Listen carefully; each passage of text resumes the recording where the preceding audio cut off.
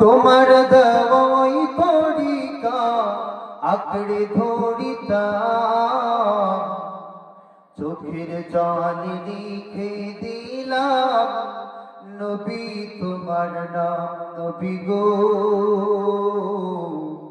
মোদের ফেলে দূর মদিনায় কেমনে গো থাকো।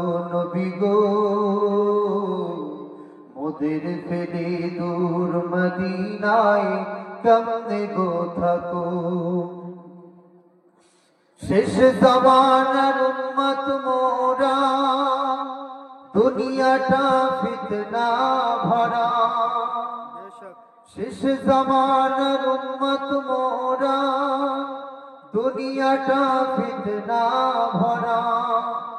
হাতে ধরে না বাঁচালে, হাতে ধরে না বাঁচালে কঠিন জাহান্নাম। চোখের জল লিখে দিলাম নবী তোমার নাম। এই দুনিয়ায় যদি তোমায়, এই দুনিয়ায় যদি তোমায় দেখতে পারিতাম, চোখের জল লিখে দিলাম নবী তোমার নাম। নবী গো মোদের ফেলে দূর মদিনায় কেমনে গো থাকো। নবী গো মোদের ফেলে দূর মদিনায় কেমনে গো থাকো। আলহামদুলিল্লাহ, আলহামদুলিল্লাহ। সমস্ত প্রশংসা ওই মহান আল্লাহ তাআলার জন্য, ওই মহান রব্বুল আলামিনের জন্য, যেই মহান মালিক আমাদেরকে আজকের এই জান্নাতি বাগিচায়, এই জান্নাতি মাহফিলে, এই জান্নাতি জলসায় উপস্থিত হওয়ার তৌফিক দান করেছেন। এই জন্য আমরা সর্বপ্রথম ওই মহান মালিকের দরবারে শুকরিয়া জ্ঞাপন করি আলহামদুলিল্লাহ। আমি যে আয়াতে কারিমা আপনাদের সামনে তেলাওয়াত করেছি, যদি আল্লাহ পাক রব্বুল আলামিন আমাকে তৌফিক দান করেন, ক্ষমতা দান করেন, তাহলে ইনশাআল্লাহ যতক্ষণ কথা বলবো শুধুমাত্র কোরআন এবং হাদিস থেকে কথাগুলো বলার চেষ্টা করব।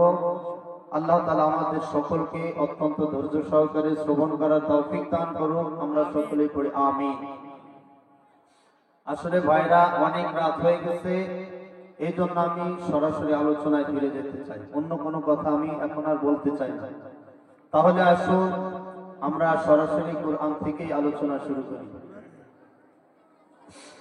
আল্লাহ পাক রব্বুল আলামিন পবিত্র কোরআনের মধ্যে বলতেছেন, কুল্লু নাফসিন যায়িকাতুল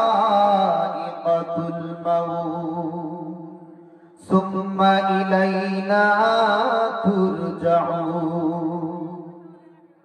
আল্লাহ পাক রব্বুল আলামিন পবিত্র কোরআনের তিনটি জায়গায় এই একই কথা বলেছেন যে প্রত্যেকটা সৃষ্টি জীবকে, প্রত্যেকটা প্রাণীকে একদিন মৃত্যুর স্বাদ আস্বাদন করতে হবে। অতঃপর তোমাদের সকলকে একদিন আমি আল্লাহ পাক রব্বুল আলামিনের নিকটে ফিরে আসতে হবে, ঠিক কিনা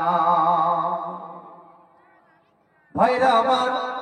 আমাদের যতই ক্ষমতা থাকুক, যতই টাকা পয়সা চাই কিছু থাকুক না কেন, আমাদের সকলকে একদিন ওই অন্ধকার কবরে যেতে হবে কি হবে না? বলেন, হবে কি হবে না? অবশ্যই যেতে হবে। আপনি যদি মনে করেন আরে আমার মনে ক্ষমতা রয়েছে, আমি আমার ক্ষমতা দিয়ে আমার নির্ধারিত সময় থেকে একটা মিনিট বেশি সময় জীবিত থাকবো, তাহলে এটা কোনোদিন সম্ভব হবে না। কি বলেন, হবে? কোনোদিনই সম্ভব হবে না।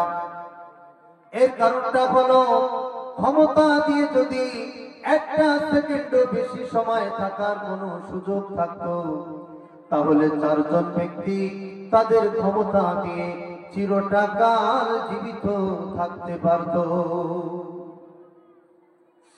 আল্লাহ পাক রব্বুল আলামিন এই পৃথিবীর ইতিহাসে চারজন ব্যক্তিকে পুরো পৃথিবীর রাজত্ব দান করেছিলেন, পুরো পৃথিবীর প্রধানমন্ত্রী বানিয়েছিলেন। সুবহানাল্লাহ।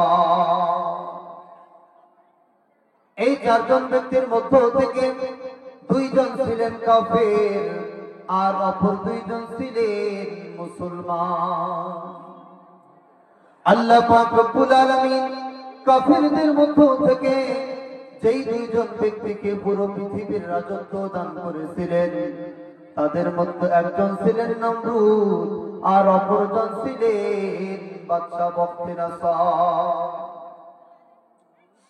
অপরদিকে আল্লাহ পাক রব্বুল আলামিন মুসলমানদের মধ্য থেকে যেই দুইজন ব্যক্তিকে পুরো পৃথিবীর রাজত্ব দান করেছিলেন, তাদের মধ্যে একজন ছিলেন আল্লাহর নবী হযরত সুলাইমান আলাইহিস সালাতু ওয়াস সালাম আর অপরজন ছিলেন বাদশা যুলকারনাইন।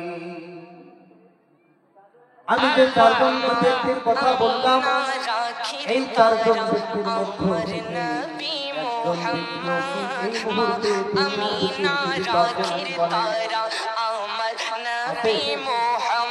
এই চারজনের মধ্য থেকে একজনও কি জীবিত আছে বলেন?